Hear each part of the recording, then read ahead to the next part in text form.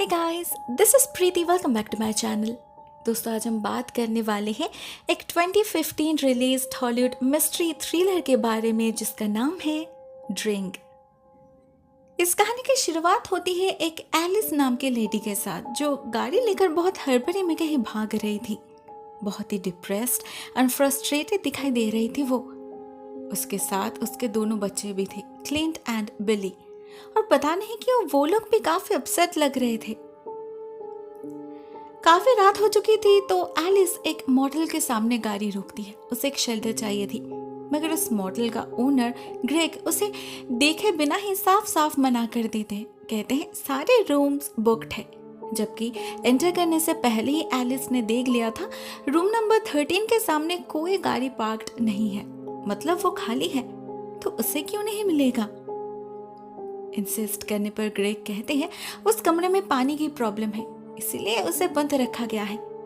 मगर एलिस को कोई प्रॉब्लम नहीं थी। वो फुल पेमेंट करके उस कमरे को बुक कर लेती है। ग्रेग भी और मना नहीं कर पाते। एलिस की हेल्पलेसनेस कहीं न कहीं उन्हें भी खटक रही थी। इन द मीन टाइम हम दोनों बच्चों को देखते हैं आपस में बात करते हुए, और उनके बातों से हमें समझ आता है एलिस असल में अपने हस्बैंड से भाग रही है। हमें उसके शरीर पे कुछ निशान भी नजर आते हैं, जिसका मतलब शायद वो डोमेस्टिक अब्यूज का शिकार भी है।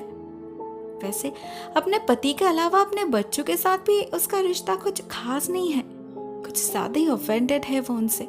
बात बात पे उन पर चिल्ला रही है। बहुत जल्द टेम्पर हाई हो रहा है उसका। इतनी इरिटेटेड साउंड कर रही है एज इफ वो बच्चे उसके हैं ही नहीं, बोझ है कोई।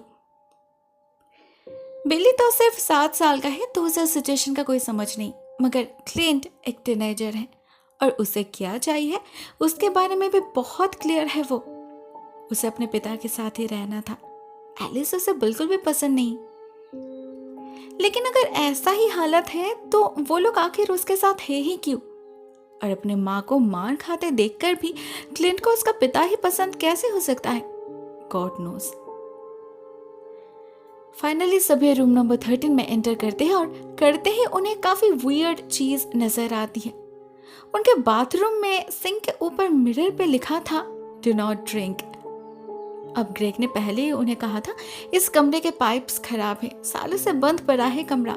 तो वो लोग ज्यादा माइंड नहीं करते, सब अपने आप में ही बिजी हो जाते हैं। मगर ज्यादा देर एक कमरे में एक साथ रहना इनके लिए पॉसिबल नहीं था, तो एलिस कुछ देर के लिए निकल जाती है। तभी दो भाई फिर से लड़ना शुरू कर देते हैं। एक्चुअली क्लिंट अपने माँ का गुस्सा अपने भाई पर निकाल रहा था। वो उसे बुली करने लगता है, उससे कहता है उस गंदे पानी से हाथ धोने के लिए। जब बिली नहीं मानता तो क्लिंट नाराज हो जाता है और फोर्सफुली बिली को वो पानी पीने पर मजबूर करता है। बिली पहले तो उसे रोकने की बहुत कोशिश करता है, लेकिन क्लिंट के सामने वो कुछ भी नहीं था।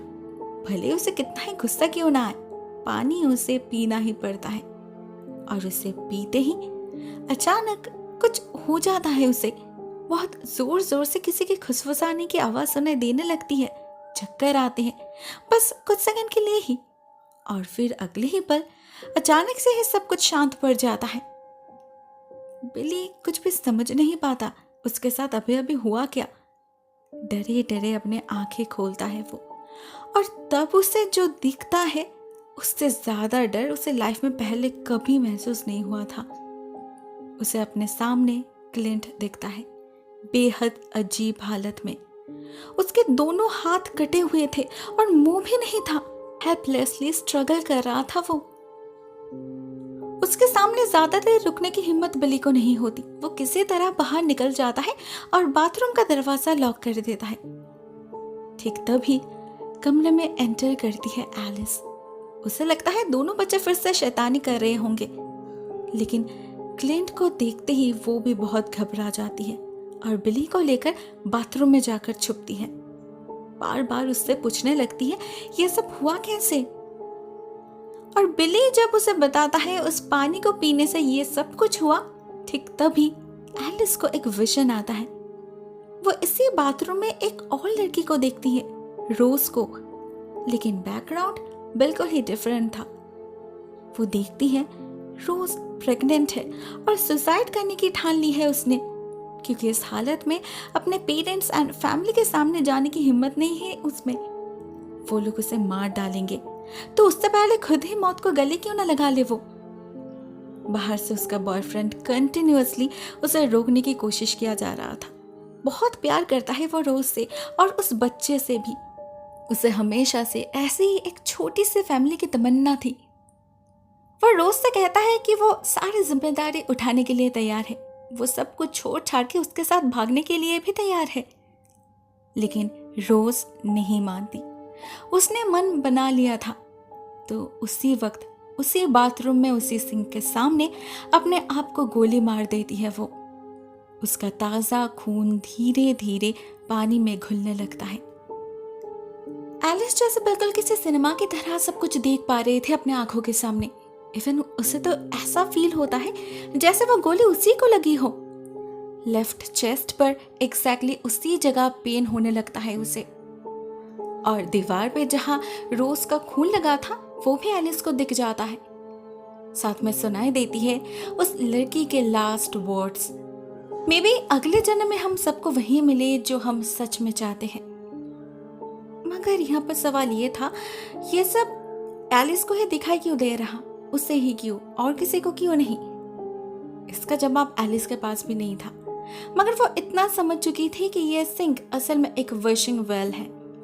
कंफर्म करने के लिए वो बिली से भी पूछती है, जब क्लिंट उसे फोर्स कर रहा था क्या उसने मन ही मन चाहा था क्लिंट के साथ ऐसा कुछ हो? बिली इसका कोई क्लियर जवाब दे नहीं पाता, क्योंकि गुस्सा तो वो था अपने भाई से, लेकिन उसकी ऐसी हालत इन पर्टिकुलर हो शायद वो नहीं चाहता था। एक छोटा बच्चा है वो, अपने इमोशंस को काबू नहीं कर पाता। दिमाग में कब क्या चलता रहता है उसे खुद ही नहीं पता। लेकिन एलिस को पता था उसे क्या करना है। इस पानी से उसकी जिंदगी की सारी प्रॉब्लम्स खत्म हो सकती है। तो वो और देर नहीं करती, पी लेती है उस पानी को और उसे बिल्कुल वैसा ही फील होता है जैसा बिली को हुआ था। और कुछ सेकंड बाद सब शांत पड़ जाता है। तब एलिस उठती है, कमरे के चारों तरफ ढूंढती है, लेकिन ना उसे बिली दिखता है ना क्लिंट, क्योंकि वो गायब हो चुके थे। वही तो थे एलिस के लाइफ की सबसे बड़ी प्रॉब्लम, जिससे उसे छुटकारा चाहिए था। जब एलिस श्योर हो जाती है, एक अजीब टेंशन फील होता है उसे, लेकिन उससे भी ज्यादा खुशी मिलती है। आखिरकार वो आजाद है, चैन की सांस ले पाती है वो। मगर ज्यादा देर के लिए नहीं। उसके तुरंत बाद ही दरवाजे पे कोई जोर जोर से धक्का देने लगता है। ये रिक था, एलिस के पति। दरवाजा खोलते ही वो सबसे पहले एलिस से अपने बेटों के बारे में पूछता है। वो यहाँ उन्हें लेने आया था। एलिस उसे शांत करने की बहुत कोशिश करती है, सिड्यूस करती है, लेकिन उस बंदे को तो कंट्रोल कर पाना उसके हाथ में नहीं था। रिक को सिर्फ उसके बच्चों से मतलब था। यहाँ पर हमें समझ आता है एलिस की असली प्रॉब्लम। रिक के इसी बर्ताव से तो वो नाराज है। उसे जैसे एलिस दिखती ही नहीं है। बच्चों के जन्म के बाद से ही एलिस का इम्पोर्टेंस कम होने लगा था और अब रिक के लिए वो एग्जिस्ट ही नहीं करती। उसके बच्चे ही उसकी जिंदगी है। एलिस को ऐसी जिंदगी नहीं चाहिए थी। रिक उसके अलावा किसी दूसरे को इम्पोर्टेंस दे, ये वो बर्दाश्त नहीं कर पाती, भले ही वो उसके अपने ही औलाद क्यों ना हो। इसीलिए ही तो रिक को पनिश करने के लिए ही तो वो बच्चों को लेकर भाग आई थी, क्योंकि सिर्फ उसके आ जाने से रिक को कोई फर्क नहीं पड़ता, ये उसे पता था। वो रिक से कहती है एक नई जिंदगी स्टार्ट करने के लिए, जिनमें सिर्फ वो दोनों होंगे, जहाँ उसके लिए सिर्फ वो मैटर करेगी, कोई और नहीं। वो क्यों उससे और प्यार नहीं करता जैसे पहले करता था?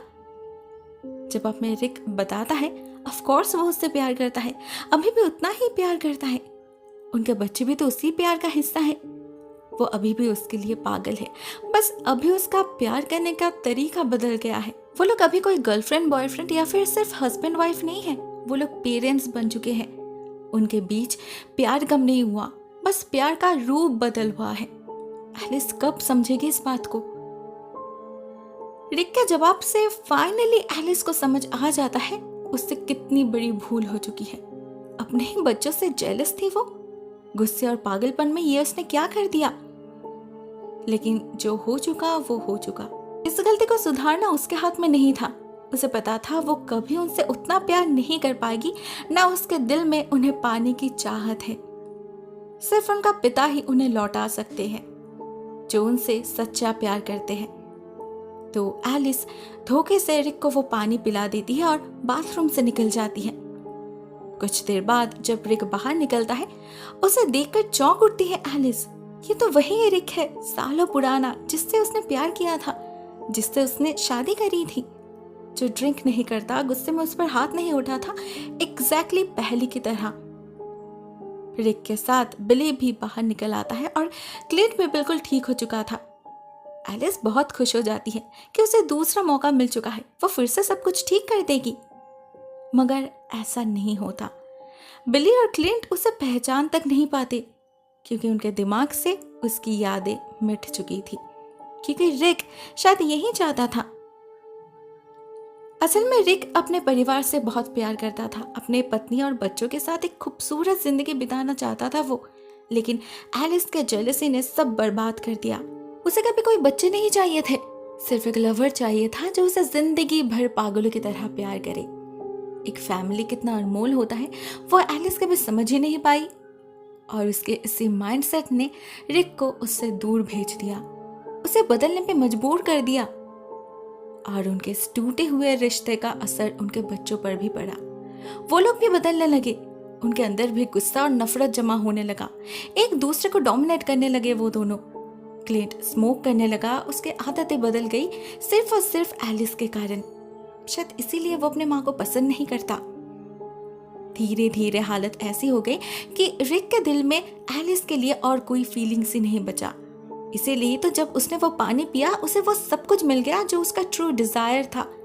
अपने बच्चे, अपनी ट्रू सेल्फ, एक परफेक्ट फैमिली, एक ऐसी जिंदगी जिसमें ना एलिस है ना उसकी जेलसी, क्योंकि वो समझ चुका था सिर्फ उसके बिना ही वो और उसके बच्चे खुशी से रह सकते हैं। तो यही सही। एट द एंड हम रिक, बिली एंड क्लिंट को देखते हैं घर वापस जाते हुए। ग्रेग उन्हें मॉडल के अंदर से देख रहा था। उनके निकलते ही वो कहते हैं गुड बाय रोज। इसका मतलब यहाँ पर हम भले ही समझ नहीं पाते, मगर अगले सीन में सब कुछ क्लियर हो जाता है। हम फिर से एलिस को देखते हैं जो काफी हेल्पलेस फील कर रही थी। सब कुछ हाथ से निकलता जा रहा था उसका। रिक उसे छोड़कर जा रहा है, रिक उसे छोड़कर जा रहा है, ये वो कैसे मान ले। तो वो फिर से एक बार विश करने की डिसाइड करती है।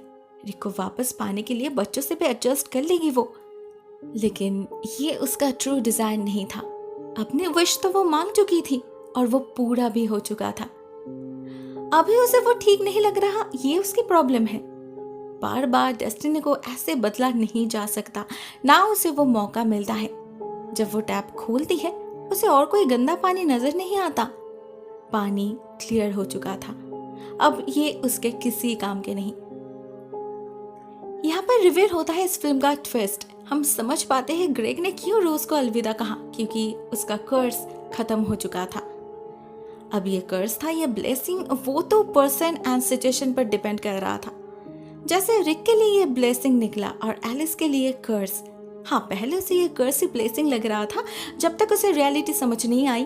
उसे लगा था उसकी प्रॉब्लम बच्चे हैं, अगर वो नहीं होंगे तो रिक सिर्फ उससे प्यार करेगा, जबकि रिक बच्चों को उसी का हिस्सा मानता था। जब तक एलिस को रियलिटी समझ आई, तब तक सब कुछ खत्म हो चुका था। वो ब्लेसिंग ही कर्स बन चुका था उसके लिए, और उसी के साथ रोज का लास्ट विश भी पूरा हो चुका था, क्योंकि मरने से पहले उसने कहा था कि अगले जन्म में उसे और उसके लवर को वही मिले जो वो चाहते हैं, जो इस जन्म में पूरा हो गया। क्योंकि शायद एलिस ही पिछले जन्म में रोज थी, तभी तो उसे वो सब कुछ दिखा, फील किया उसने उस दर्द को। उस जन्म में उसका प्रेमी था ग्रेग। इसी मॉडल के, इसी रूम के, इसी बाथरूम में उसने अपने रोज को मरते हुए देखा था, तब वो उसे बचा नहीं पाया। मगर इस बार एलिस को देखकर ही पहचान लिया था उसने, तभी शायद उसने उसे उस रूम में अलाउ किया, क्योंकि उसे पता था रोज की आत्मा को मुक्त सिर्फ एलिस ही कर सकती है, और उसने किया भी। पानी साफ निकलने का मतलब है रोज आजाद हो चुकी है, और इसीलिए ही ग्रेग ने उसे गुड बाय कहा। बेचारी एलिस, पता नहीं अब उसका क्या होगा। सब कुछ तो खो चुकी है वो, सिर्फ और सिर्फ एक गलत डिसीजन के लिए। रिक के साथ एक परफेक्ट लाइफ बिता सकती थी वो, अगर वो सेल्फिश नहीं होती। शायद इसीलिए कहा जाता है be careful what you wish for. ऐसा मौका थोड़ी ना बार बार मिलता है। दोस्तों, ये कहानी यहीं पर एंड हो जाती है। वैसे तो कहानी बहुत ही यूनिक है, मगर 2 सवाल अभी भी रह जाते हैं। पहला, अगर वो रूम सालों से बंद पड़ा था तो मिरर पे वो वार्निंग किसने लिखा? क्या वो सिर्फ गंदे पानी के कारण था, या किसी और को भी पता था ये पानी मैजिकल है? और अगर किसी और का भी विश पूरा हुआ है, इसका मतलब ये पानी सिर्फ एलिस या फिर उसके परिवार तक ही सीमित नहीं है, उसके बाहर भी लोग इसे यूज कर सकते हैं। मतलब एलिस के बाद भी ये कर्स कंटिन्यू रहेगा? हाँ, वो और यूज नहीं कर पाएगी, वो क्लियर है, मगर क्या दूसरे लोग कर पाएंगे? God knows. और दूसरा सवाल ये था कि क्लिंट की ऐसी हालत बिली ने कैसे किया? इसका जवाब बहुत ही सिंपल है। असल में बिली के पास एक डॉल था जिसके हाथ ऐसे अलग किया जा सकता था। इस मॉडल में आने के बाद भी बिली को डांट पड़ी थी एलिस से ऐसा करने के लिए, तो वही उसके जहन में रह गया होगा। जब क्लिंट उसे फोर्स करने लगा, उसे भी गुस्सा आया और गुस्से में उसने अपने दिमाग में उस डॉल को इमेजिन किया और चाहा कि काश वो उसकी तरह क्लिंट का भी हाथ अलग कर पाता, उसका मुंह बंद कर पाता। तो बस इस विशिंग सिंक ने उसका ये विश पूरा कर दिया। सिंपल। दोस्तों, ये कहानी यहीं पर एंड हो जाती है। ओवरऑल एक ब्रिलियंट आइडिया है जो मुझे बहुत ही ज्यादा पसंद आई। आपको कैसी लगी ये वीडियो? कमेंट जरूर करना। आज के लिए बस इतना ही दोस्तों। Thank you so much for watching this video. बहुत जल्द मिलते हैं किसी और नए वीडियो के साथ। तब तक के लिए टेक केयर। टाटा।